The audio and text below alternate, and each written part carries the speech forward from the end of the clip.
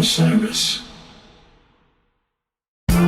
You wonder, is country music, business, radio industry, whatever they are they intentionally just having these spots for just a couple women and girls, or what is it? You know, they pit you against one another is what they do. It's not the women doing it to one another. Hi, this is Maggie Rose. You're listening to Salute the Songbird on Osiris Media. Salute the Songbird is a platform for women in music to share their stories and let their voices be heard. And everyone has a seat at the table. I was a highwoman and a mother from my youth. For my children I did what I had to do. My family left Honduras when they killed the Sandinistas. We followed a coyote through the dust of Mexico. Every one of them except for me survived, and I am still alive.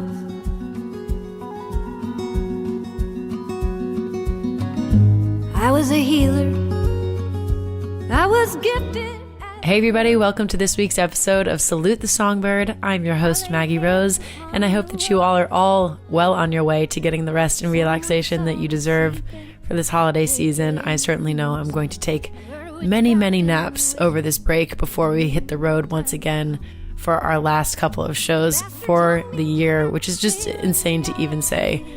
We kicked off the Have a Seat tour in July, and now it's coming to an end, but fear not, 22, we have a lot of really fun shows planned, so keep your eyes and ears peeled for that, and come join us for our New Year's Eve show in St. Louis. There's still some tickets left, and it's going to be a really fun evening. But let's get to this week's guest, because it's very appropriate for the holidays. I'm talking about Amanda Shires, who is a creative force of the highest nature. She just released an album called For Christmas, so we're going to talk a lot about that and all things holidays, but she's a Grammy-winning singer, songwriter, and violinist, and after already accomplishing so much in her career, her love of words and poetry compelled her to pursue an MFA in creative writing, which she got from Sewanee University of the South. And she's also a painter. We talked about how she thinks of and approaches songwriting, how she found time to get her MFA while balancing music and family. She and her husband, also Grammy-winning, and a songwriter and artist, is Jason Isbell, and they're raising their daughter Mercy while also balancing their respective impressive music careers. We talk about the challenges and rewards of motherhood. She tells me about becoming an activist and the moment when she decided to start her own band, which became The Highwomen. We're the Highwomen. We sing a story still untold. She is so thoughtful and gentle, but she is also a force. So this new record she released is called For Christmas. It's produced by her best friend, the incredible Lawrence Rothman. We talk a little bit about connecting our perception of the holidays to the reality of how they really are, which she does so beautifully on this new record. So without further ado, let's talk to Amanda Shires. And we'll come back again and again and again and again and again. We'll come back again and again and again and again and again. I think music was the first and my best way of communicating, and it was outwards at first. I became interested in the violin at an early age, I think because I didn't have much of a vocabulary for emotions, and talking about your feelings wasn't really a thing that went on a whole lot in my family. Especially, I think it's generational, probably for them, but I don't ask too many questions. So I gravitated towards music where I could express myself in a way that felt more honest than the words that I had access to. Words do seem to fail oftentimes, where music can just color that expression in the right way. And words a lot too, but that takes a lot of time and years and study, and I didn't have that. So at first I just did music, the sonic landscapes. Which are so beautiful, but I was very inspired in researching you to see that you pursued a master's in fine arts. How did you find the resolve to pursue that? Because you have to find the time, and this was at Sewanee University of the South, and you also have to venture into that vulnerability of this new challenge after having mastered songwriting for so long. Mastering songwriting. Mastering, yeah. I think a lot of times when it comes to me and what I do and how much I do, when I get fully invested in something, I have to find my own license to do things.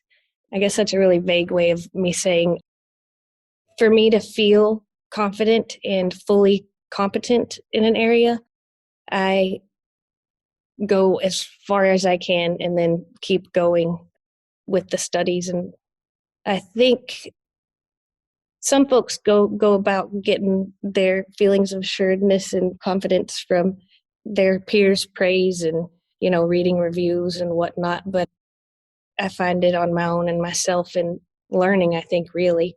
Not to say that the other's bad. It's just, if I want to get into a debate about a word, I better have some kind of knowledge about a word. And if I want to be able to get in a room with a group of male songwriters, I sometimes feel like that my master's in fine arts and concentration on blank verse give me an extra weight in the old arm for sucking it to them. Right. Yeah, absolutely. What was I'm sure there were so many, one of the biggest discoveries you made in your exploration in that space? Poems and songs are completely different animals. There are poetics and songs and songwriting, and poetry isn't exactly what everybody thinks it is all the time. There's also a lot more. I say it like this sometimes in my brain. I think when you're making a song, you have a lot more colors in your color box than you do when you're writing a poem. You've got words and you got the page on a poem.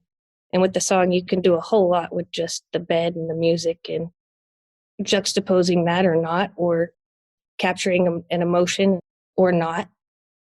There's just so many little twists and turns you can do with the song, not only visual, but audio. And I mean, She's So Heavy has like 7 words. I want you so bad. She's so heavy. Yeah, that's 8 words. You get a whole lot out of the music of that song. Then there's poems that can do something like that, but the length of it is different, where you can listen to She's So Heavy for however long that song is, 8 minutes. And you can't think on a poem that's that short for 800 years, I guess, but it's Sure. not like it keeps going, And oppositely or conjunctively or simultaneously, or just a list of words. With songs, you can stop and rewind and fast forward and play or listen over and over. And also it keeps going, but there's the words on the page in a poem, which you're listening to by yourself in your head, and you're just looking at it. And you can pause whenever you want or burn the thing up. It's kind of hard to burn a song up. This is how I talk about music. I love it. Saying that they're 2 different beasts, I can understand that. Like, which one feels more vulnerable? And I think every situation would demand a different answer. Yeah, whatever's serving your art at the time, because that's the highest archy. Right. You have more tools in the box with music to maybe substantiate the word why you chose that, but I have a lot of whole tools in each set. It's just that you don't get afforded a lot of, you're doing charcoals. Sure. I don't want to offend any painters. Crap. Yeah, I don't think you are. Well, you are a painter too, right? Yourself? I mean, I'm studying painting currently. I don't call myself a painter yet, but I mean, some people call me a painter. I asked John Prine once when we were going overseas together. I said, when did you start filling out your immigration card with the word songwriter? And he said, well, after I quit being a mailman. I said, okay. So when do you know when to start doing that? Right. Yeah, what's the marcation there? That's so cool that you've had such proximity to so many fantastic people in your career, but you are their peers. You facilitate a lot for some really wonderful people. And I think that that's kind of the hardest thing to do, even in your reference to yourself is, I don't call myself a painter yet. Or I'm sure that that humility has always been a part of who you are. But, you know, my husband and I are thinking about having kids, and just how do you even factor that in? How do you pursue a master's in fine arts? How do you make time for that? How do you make time for, you know, your daughter Mercy, who I know has inspired a lot of your ideas that you have in your music, or the motivation for making them?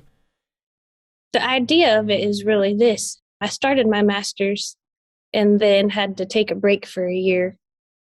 Nobody really ever told me, like, even my mom, she's a single mom, and, you know, it's just me and her and my sister, never expressed how hard it was to have a child, you know, and how hard it was, especially in the first year, year and a half.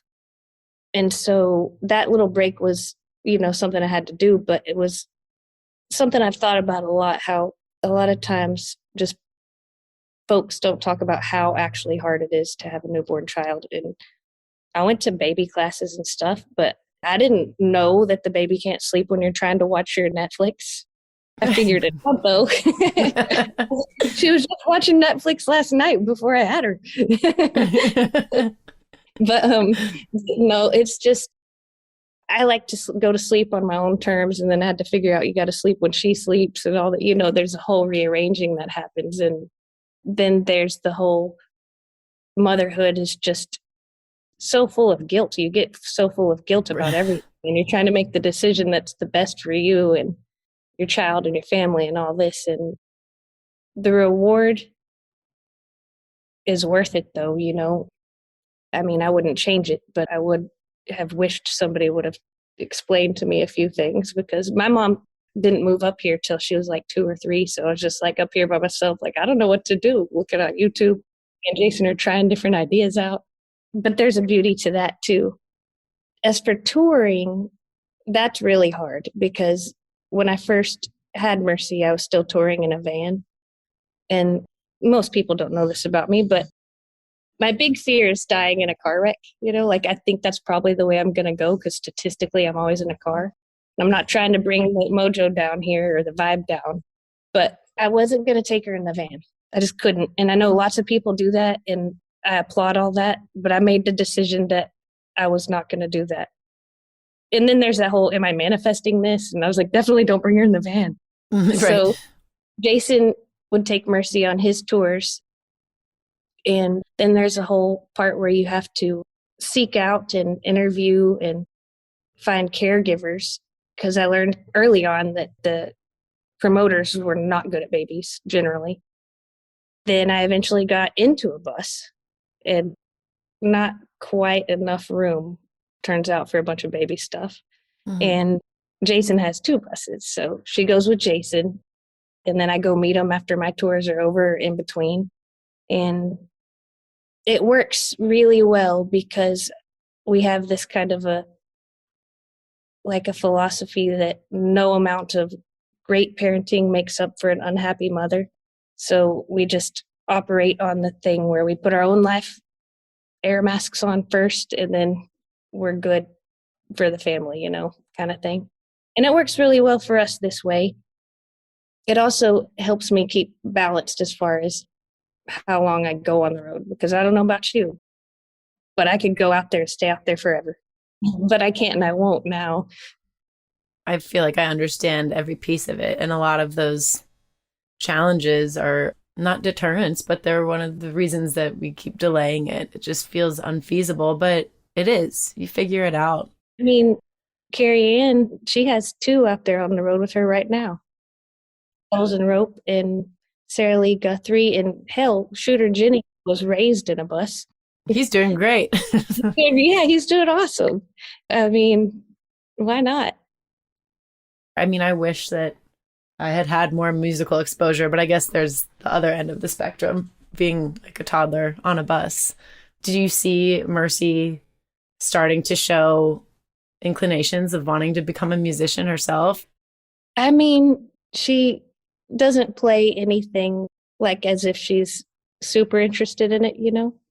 And I think that's fine. I let her lead all that. But also at the same time, I didn't decide really what my passion was till I was 10.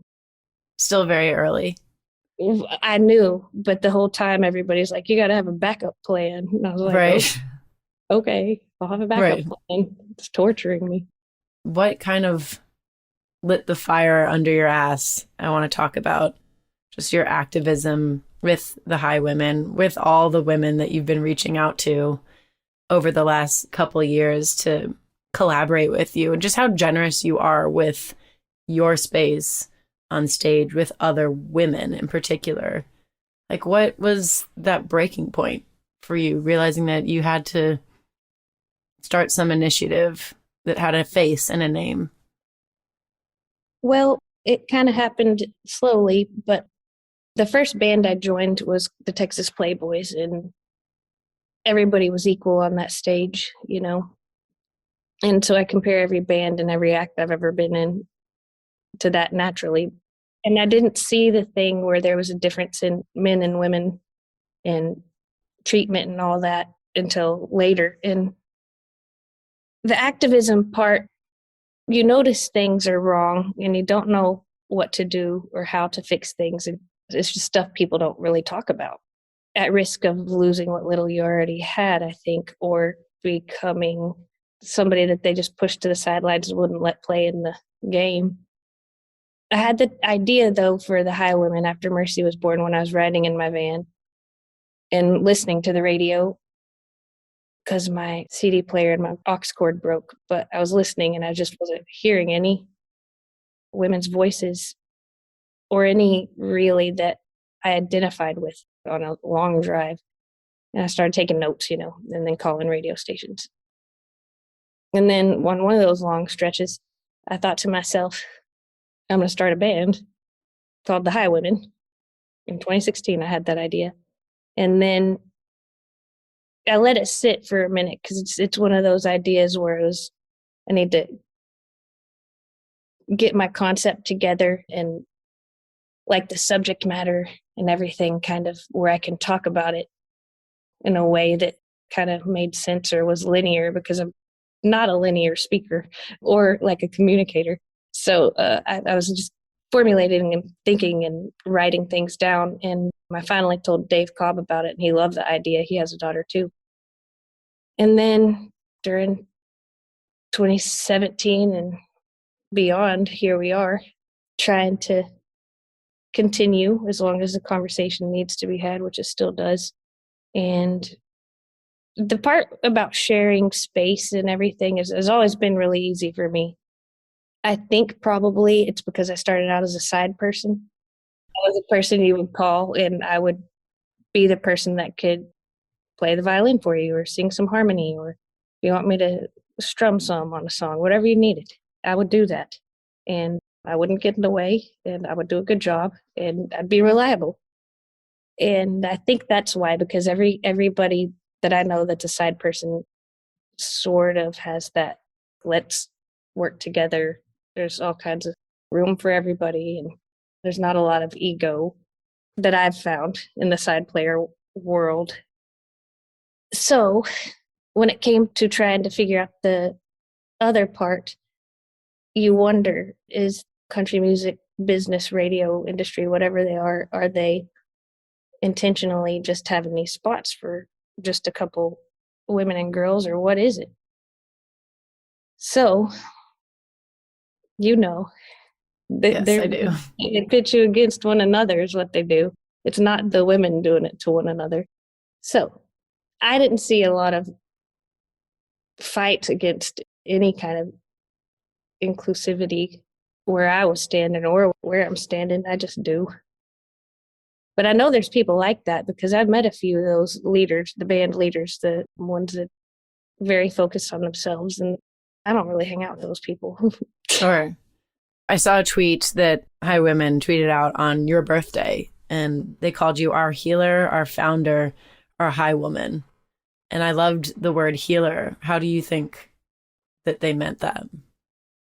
I'm a good listener, you know. Maybe I think it probably something to do with that. I think listening goes a good far way in helping anybody. And doing anything. And, have a tendency to recommend stretches if your back hurts. or some supplements you can take for random things. My mom was a nurse, so maybe I get it genetically. Right. Listening is so healing, though. It's just what we were talking about why people gravitate toward collaboration.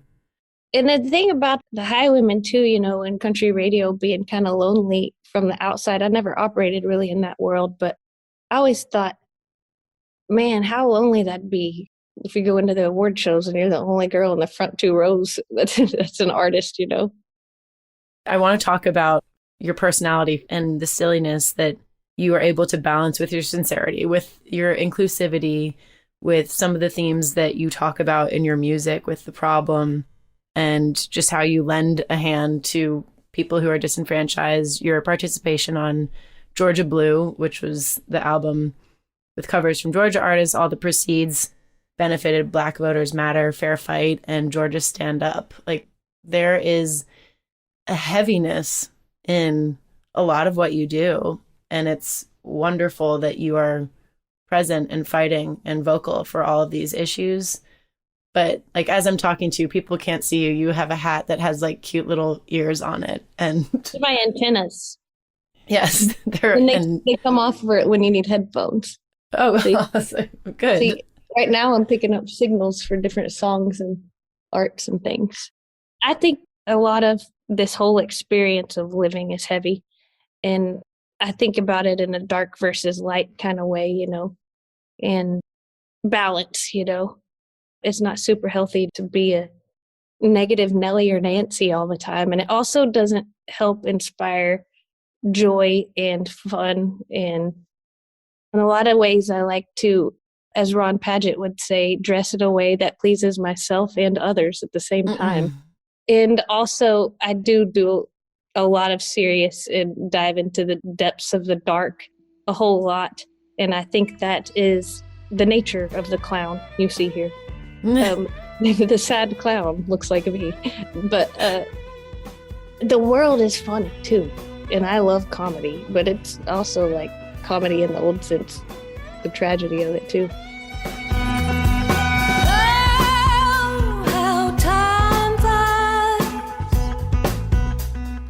Crystal clear eyes,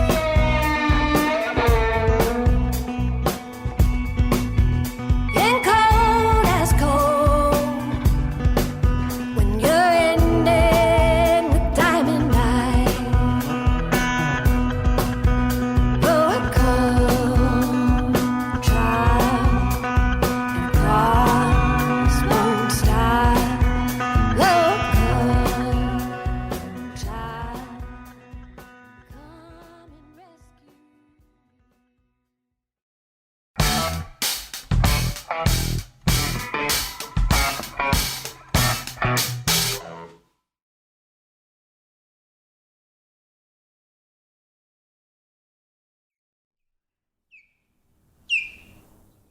Hey, everybody. I hope that you are driving safely home or maybe on an airplane and enjoying some podcasts and catching up on all of these Salute the Songbird episodes.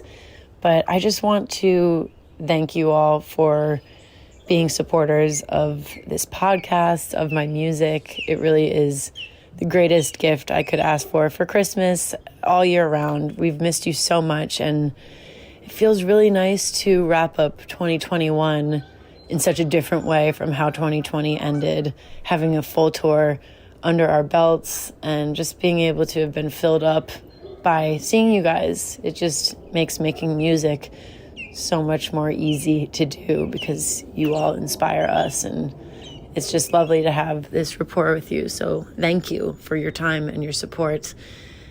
Talking about Amanda Shires now, I just found, speaking of inspired, it's so cool that she's an artist who's always exploring how to deepen the mastery of her craft, going back to school just because she loves poetry and she loves words, even down to how they're spelled and the origin of those words. I mean, that curiosity and that enthusiasm for doing what she does is really cool to see. And my takeaway is that we are always students, no matter how advanced we are at a certain skill or how long we've been doing something.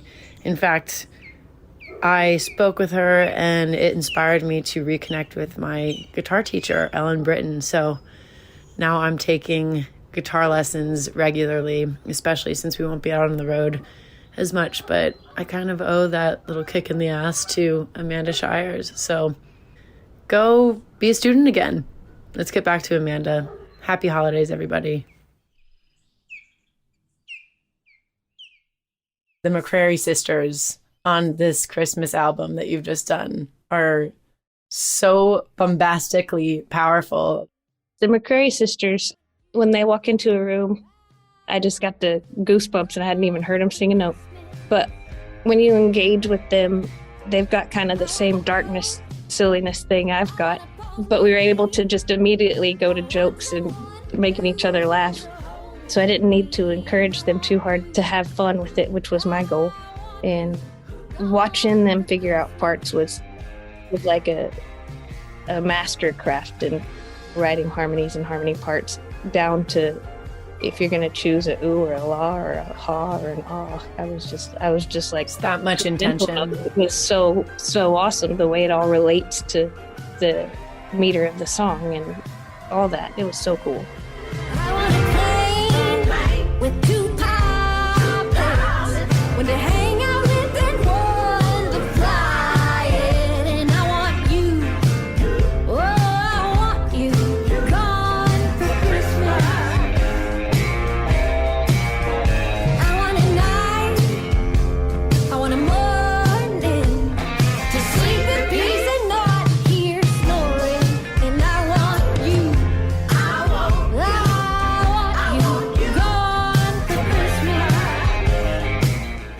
Lyrically, just so awesome. I just kept writing down different lines that would go by. First of all, Larry David needs to hear this immediately because you're asking for, like, what would you sum it up as? I say it's like the opposite day version of All I Want for Christmas Is You, and you're making it more just about what you want, maybe as an individual, like kind of fuck everybody else. This is what I want for Christmas. Exactly. You got that one right. And I definitely would like a date with Larry David. And I'm not trying to make it an intense date or anything. You know, it could be just an awkward coffee, or I could just go to his house for a little while and whatever it is, it will be awkward. And that's his fault, not yours. I just want to go to his house and see what towels he's got in there. Ratty towels. Yeah.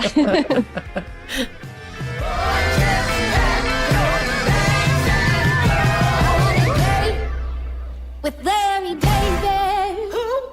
I want Costa Rica or the Caymans, and I want you. One of the lines you had on Gone for Christmas was, I want my own radio station, and I want to know what Amanda Shires would play. Well, Amanda Shires would play a melting pot of music. Would be everything from Giveon to Michael Salgado to Prince to Tom Petty to Maggie Rose to Jason Isbell and all the usual suspects, but then a bunch of other ones you wouldn't probably think on, like La Mafia or Molly Drake, Nina Simone. It'd just be, how did Amanda Shires get a radio station and what the hell is happening? So everybody would love it.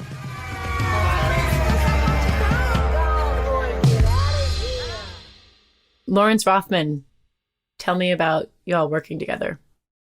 I met Lawrence Rothman during the pandemic, in the darkest period of the pandemic for me, when I was just not finding any joy in anything, really. Like down to where I wasn't even playing my instruments, really. Just sitting and wallowing around in the unknown and ugliness of it all. And I have to first say that John Prine back in the day took a chance on me when I sent a song his way. and he liked it and said, okay, you can come open for me. But Lawrence sent a song. So I've always been open like that. I'll listen to any song that comes into the emails. So Lawrence, for example, sent a song and said, can you listen to this and maybe sing with me on it? Did I just call them a he? Sorry. Lawrence, them, they. A week later, they sent a follow-up, and then I listened to it, and I was like, oh, yeah, I can sing on this. This sounds great. This was before I started learning Pro Tools. So I went down into Sound Emporium, COVID tested and masked and all that. And I put the headphones on and I was going to sing on it. And then I heard the most glorious string arrangement I've ever heard. And I said, holy shit, I love this string arrangement. I wonder who did it. And I sang my little parts. And then on the high one, I put a little effect on it because I don't like the idea of somebody taking my high parts and not mixing them right. Mm. So I was like, they're probably not going to use this, but I'll put it on there and cover it up with something. And if they need it, they can call me and ask me, and we'll talk about how it's allowed to be used. So that conversation did happen. But after I took the effect off the voice, I was talking to them about the string arrangement, and they wrote that string arrangement and had the players. I was like, this is a wonderful production of Thrash the West, that song. And I guess a week later, we started tossing back this idea on text about a song for them. And it was pretty easy to go beyond the surface. If you can write a song with somebody over text that you don't know very well, then there's a connection, And then I started thinking, I said, one of these days, maybe we should record something together. Mm. And Lynch was like, cool. I said, it'd be a trial, though, because I've been in the music business a while. Not all relationships are good.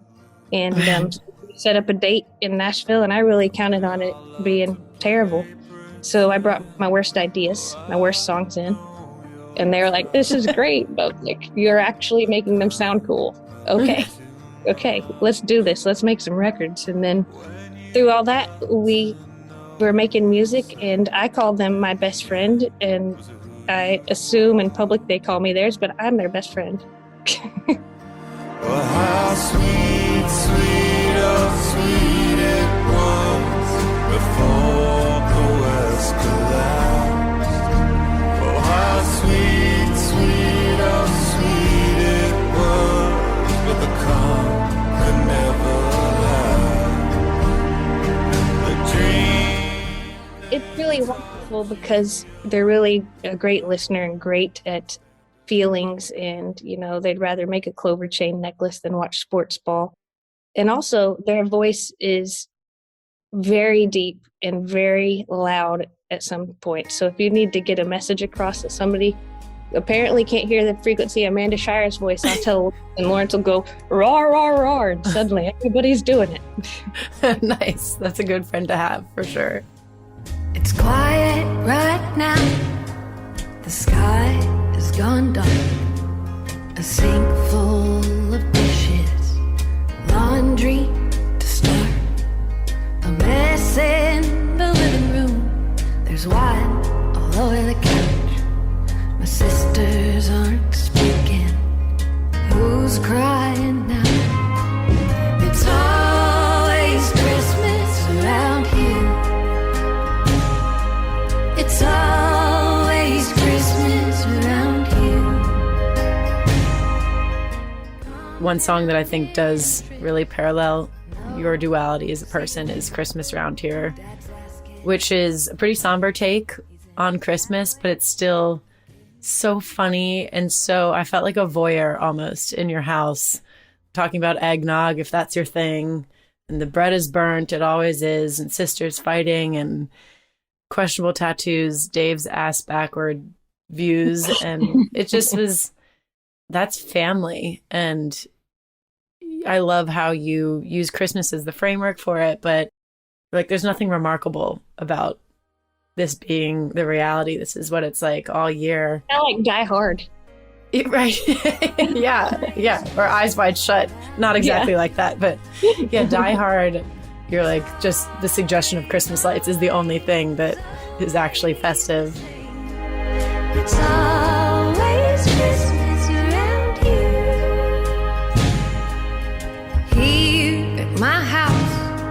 Lots of questionable tattoos, silent fights, holy fights, Dave's ass backward views.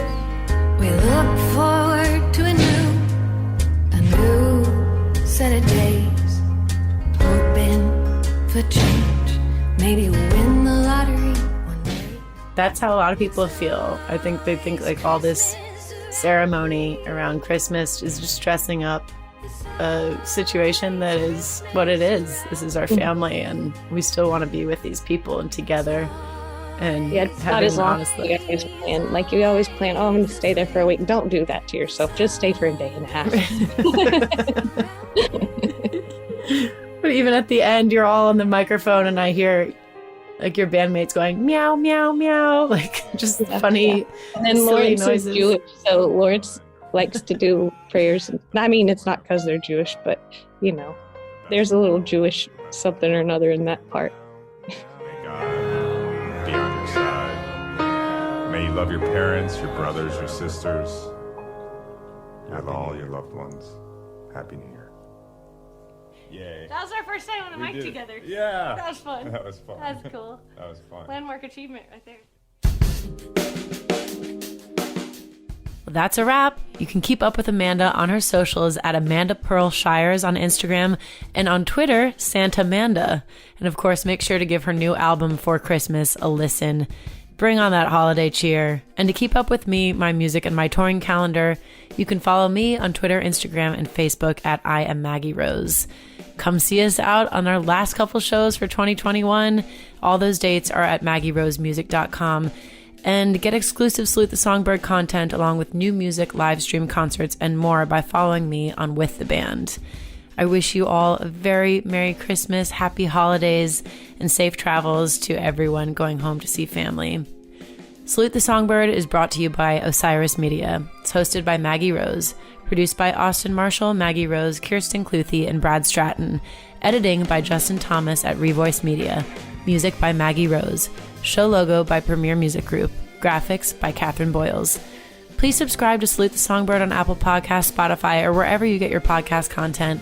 And if you like the show, recommend it to a friend or leave us a review so that others can join the conversation. Thanks for listening, and to close out the show, here's Blame It on the Mistletoe by Amanda Shires from her new record, For Christmas. Merry Christmas, everybody.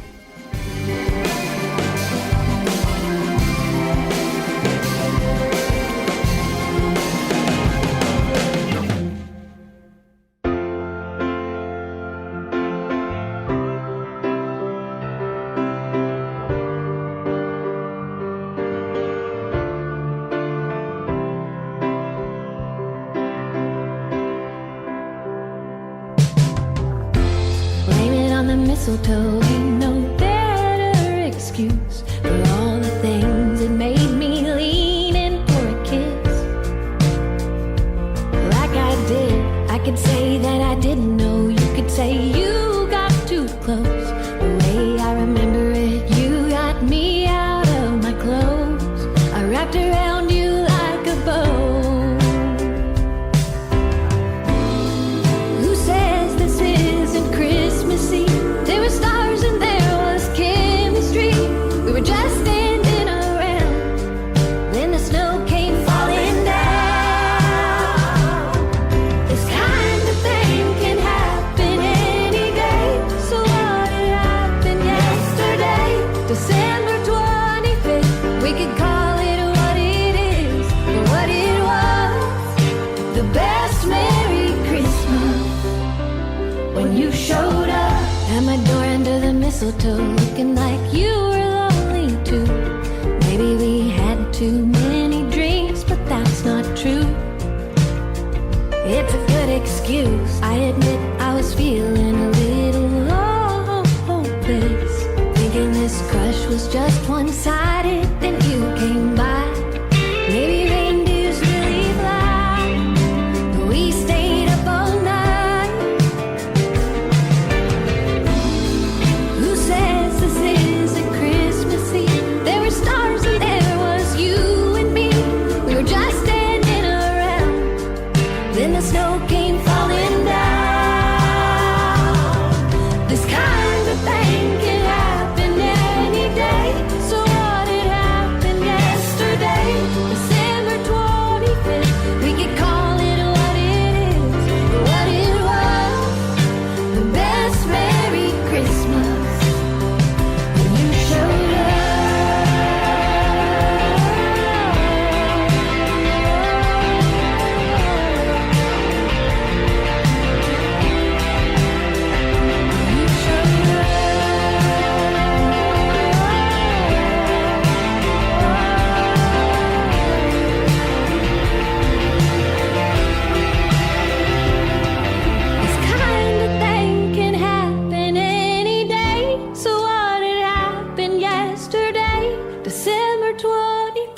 We could call it what it is or what it was. The best Merry Christmas when you showed up.